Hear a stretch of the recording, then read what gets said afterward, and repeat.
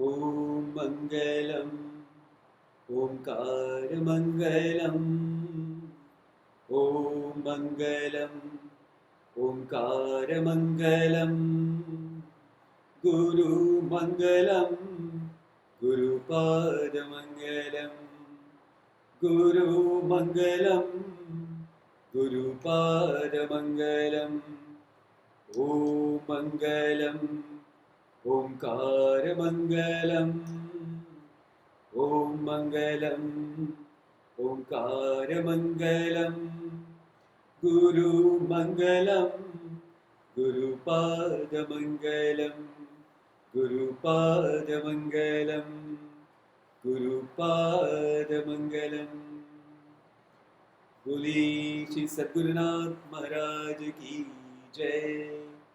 ओम सहना भवतु सहनौ भुनक्तु सह वीर्यं करवावहै तेजस्विनावधीतमस्तु मा विद्विषावहै। ओम शांति शांति शांति। ओम श्री गणेशाय नमः। ओम श्री सरस्वत्यै नमः। ओम श्री गुरुभ्यो नमः। Hari Om to one and all, and welcome for this question answer session. We have received lot of questions, so please let me tell you everyone that the question, if it is in English, I am going to answer it in English language. If the question is in Hindi, asked in Hindi language, I am going to speak in Hindi language. This is one. Second important point, we have received lot of questions, so every Friday 11 to 11:30 this question answer session will be there till I finish all my questions. So please wait if your question is not in the first session of question and answer. Okay, let us start. I'm not reading the name of the person, I'm just reading the questions. The first question is, how do we incur Papa and Punya? How do we incur Papa and Punya, called as merit and demerits? This is beautifully explained in chapter number 5 of Bhagavad Gita by Lord Krishna Bhagwan. He says, Nadatte kasyachit papam nachaiva sukrutam vibhuhu अज्ञाने आवृतम ज्ञान तेन मुह्यन्ति जन्तवः.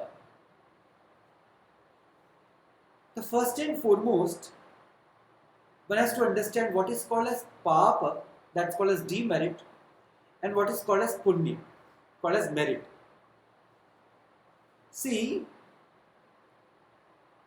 a person when has desire in the mind, a person then has a desire in the mind, and with this desirous attitude he is doing the action.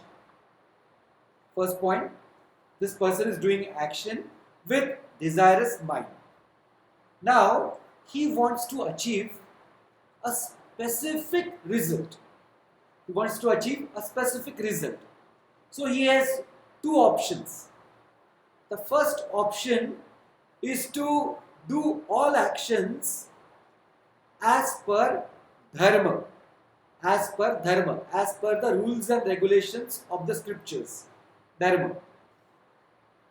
But some people, they are impatient and they do not have that much of faith also. So what do? They do not follow the dharma. They do not follow scriptural injunctions and do the action which is desirous one by unrighteous way.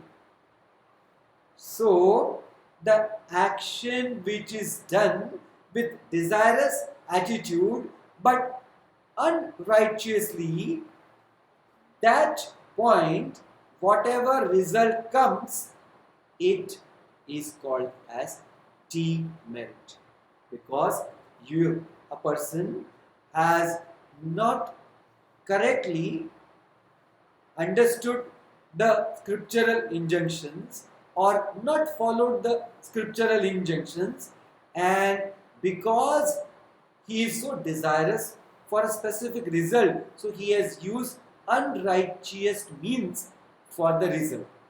This is the point, or this is how a person incurs sin. Now, exactly opposite to it. A person who wants to gain some specific result but is completely aware that I have to do my actions righteously to get my desired result. And he has a patience also and a right advice how to do action as well as how to wait till the right result comes. So example I'll give you. Simple example. So in Ramayana, Dasharath Maharaj wanted to have Putra Prapti, son. So he went to his guru and prostrated in front of him and asked to his guru that this is how is my desire of the mind, how can I fulfill it? So then Vasishtha Maharaj, who was a guru of Dasharatha, instructed him that do Putra Kameshti Yagya and call this priest to do this yagya. So, as per the right instructions, Dasharath Maharaj Ji did this yagya and got the specific result out of his action. And that was the right, righteous, desirous action, but the result, whatever he got, was all merit. Okay, so this is how a person incurs sin, and also a person can get a lot of punya in his life. Also beautifully explained a solution for it, that somebody if doesn't want to gain papa any time, any moment of the life, then Bhagavan explains in the second chapter of Bhagavad Gita, Sukha dukhi same krutva labha labhau jaya jayo tato yutthaya yujjasva naivam papamavapsyasi. Chapter number 2, verse number 38. So Bhagavan says, if somebody is doing his or her action by keeping the attitude absolutely balanced with sukha and dukkha, that is called as joy and sorrow, loss and gain, defeat and victory, if somebody is absolutely having a balance in his life or in her life for every action and the result of the action, then such person can never incur sin in his life by any action whatsoever he or she can do or will do in life. So hope I answered the question as per my knowledge. Thank you for this question, so I could answer and reflect over Bhagavad Gita once again. Second question, there are 3 sub-questions in it. A situation is given, an 8-month pregnant woman refused admission in 8 hospitals, and because of it she died. How to convince the suffering relatives? How to tell them, understand prasada buddhi, understand prarabdha also, and take it with a right way? First and foremost, we have to understand, when somebody is in deep sorrow, in a absolute disturbed condition of the mind, in such disturbed condition, in a very deep sorrowful condition, this mind is not receptive. So there, just support that person for some time, some days, with right sympathy, and find out a right time when this person is ready or receptive for some right knowledge. This is very important point. So when this person is ready, as you understand, because you are close to the family or the relatives of this person, then first and foremost we have to make them understand that death is inevitable. So Bhagavan also says in second chapter that whosoever takes the birth has to die, and then whoever dies again has to take a birth. That means birth and death cycle is continuous. It's a continuous phenomena in this universe. This is the first point. Now, second important point in this. Death is no doubt very painful, but just observe that is the death happen only in your family, or such thing happened before also many times. Please understand this, that whatever thing which is happened is not happened for the first time. Please note this point. That thing happened not for the first time, but it happens in life of n number of people. Okay. Next important point. So,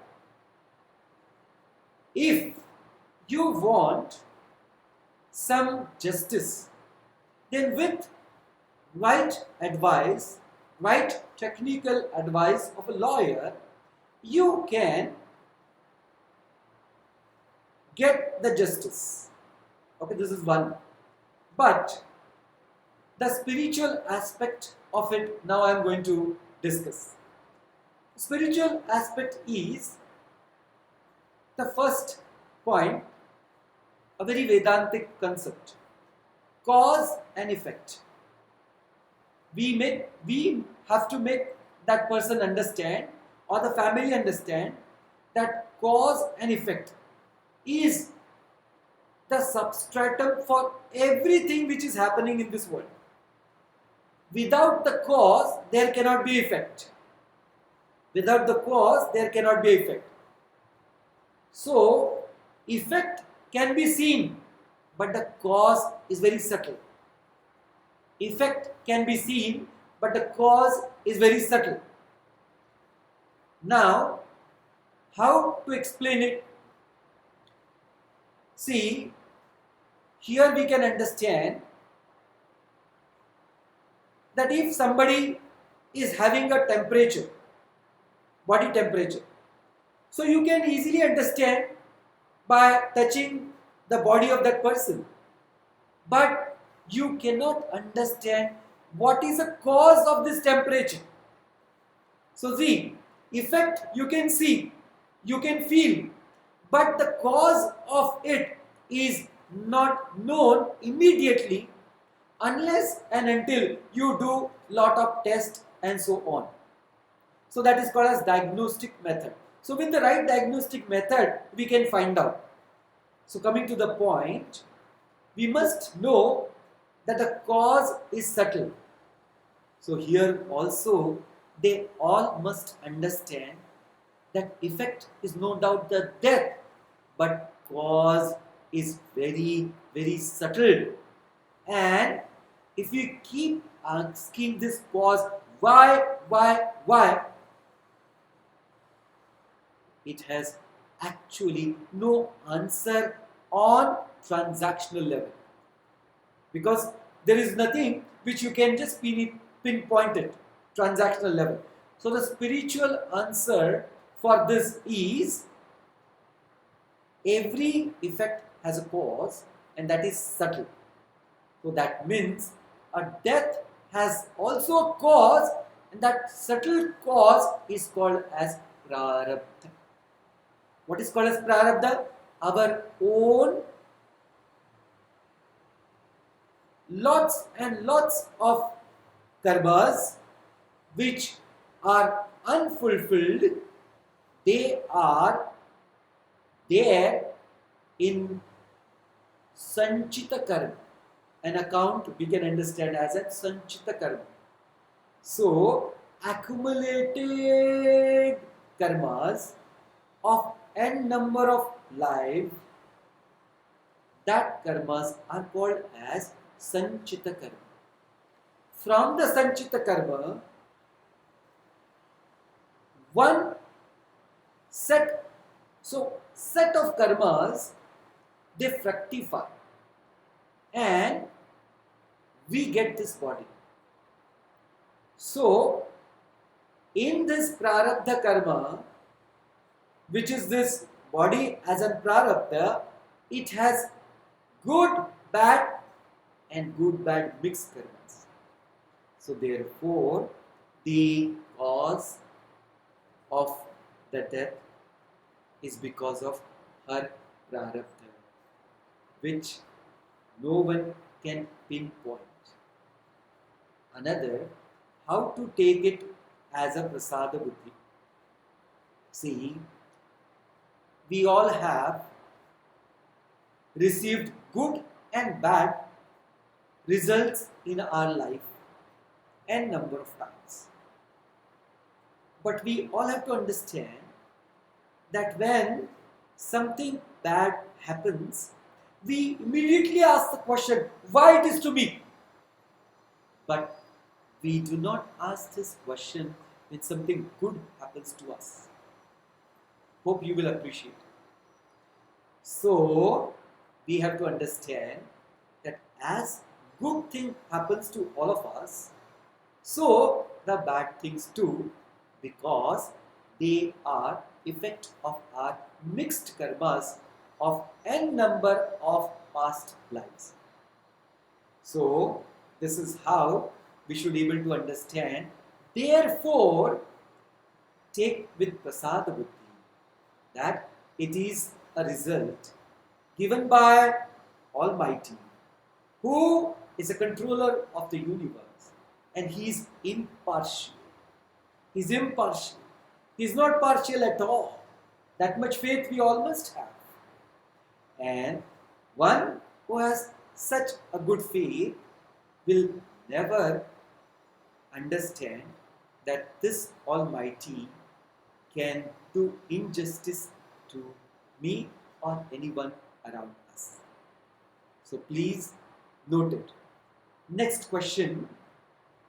Man has abused nature, beings, and therefore this pandemic is a punishment by Ishvara to wrongdoers. Why should sincere seekers suffer?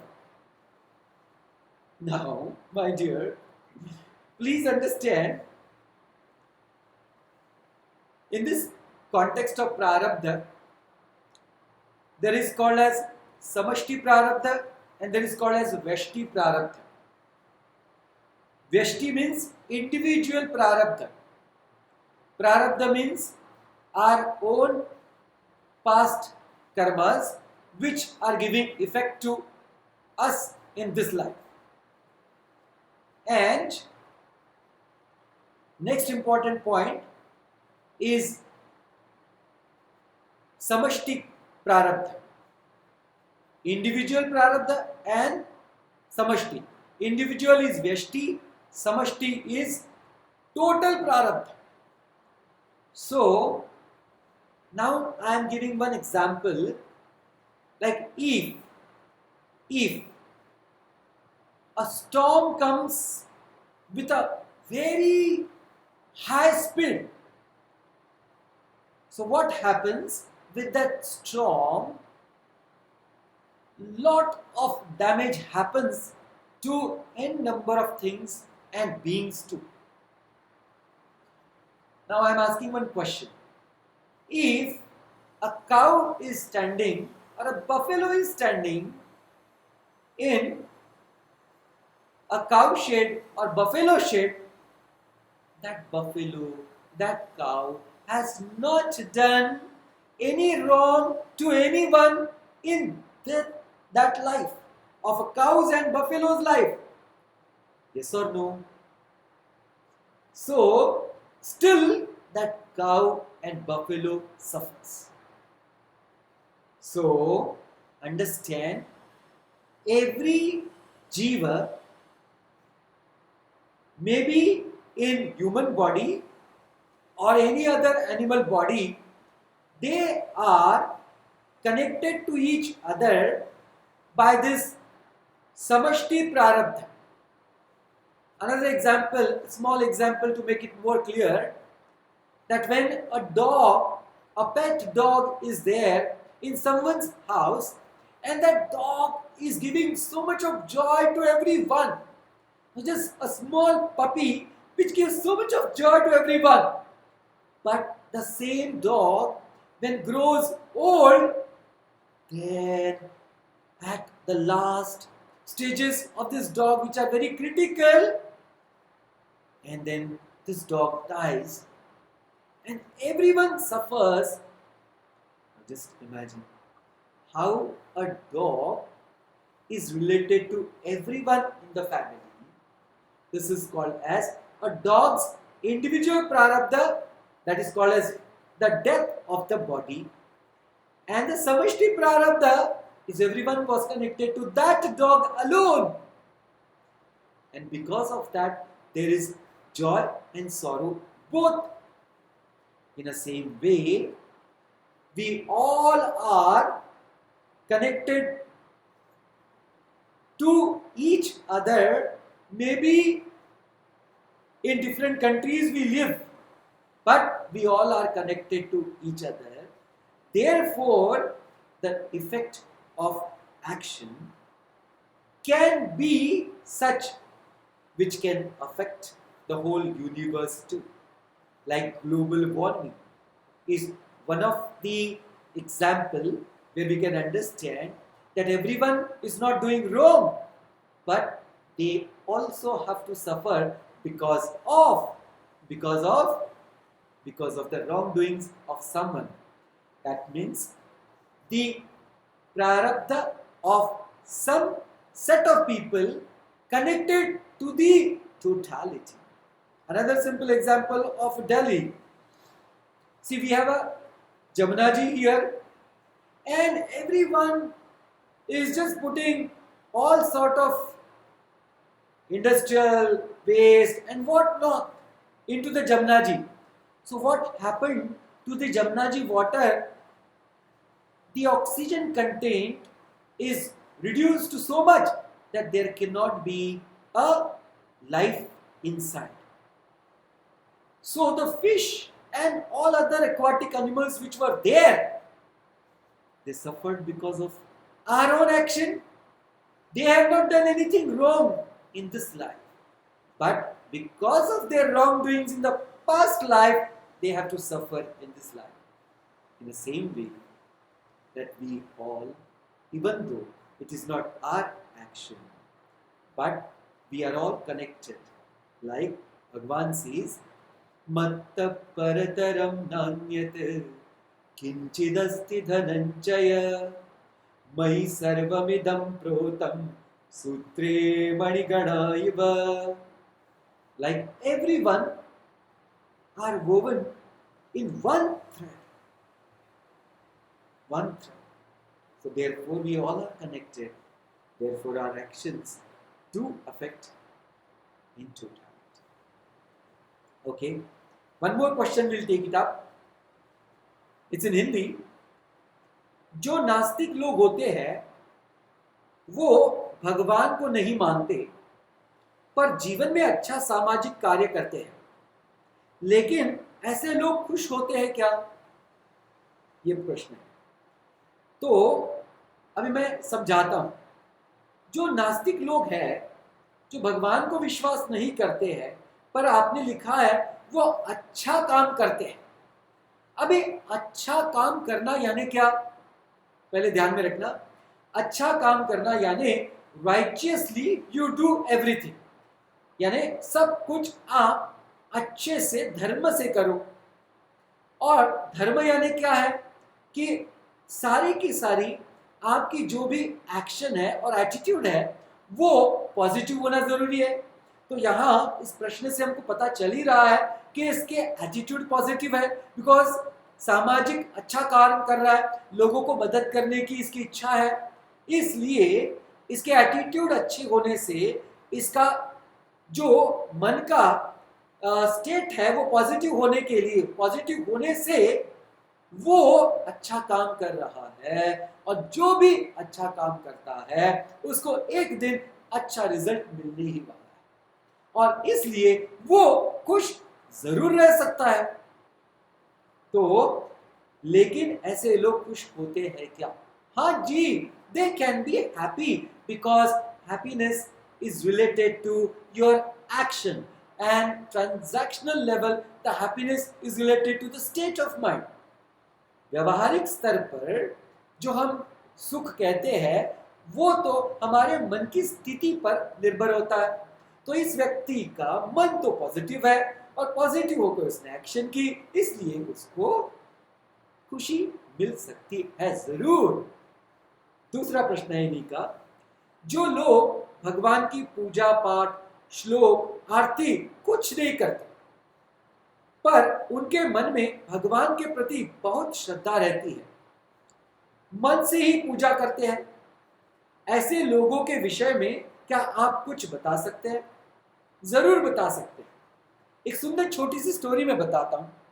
एक बार Lokmanya Tilak, a great person, philosopher as well as leader, बहुत बड़े leader, independence लड़ाई में जिन्होंने बहुत आगे बढ़कर के काम किया, उनके घर पर उनके बड़े भाई के दो लड़के ऐसे ही छुट्टी के, स्कूल की छुट्टी थी उनकी, तो छुट्टी बिताने के लिए आ गए।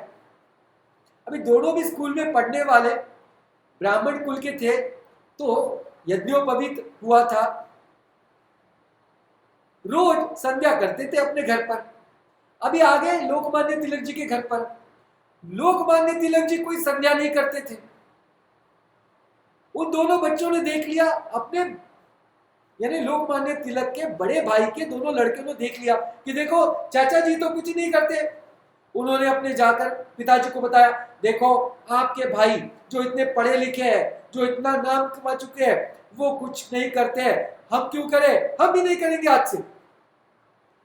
देखो अब इनके पास कोई आंसर नहीं था। ये दोनों बच्चों के पिताजी के पास, लड़कों के पिताजी जो थे, उन्होंने अपने भाई लोकमान्य तिलक को कहा कि देखो ये मेरे बच्चे ऐसे कह रहे हैं। बोले दादा, मराठी में बड़े भाई को दादा कहते, दादा आप चिंता मत करना, मैं इसको सिखाता हूं। उनको दोनों को बुलाया और बोले चलो आज हम छत पर जाने वाले घर पे।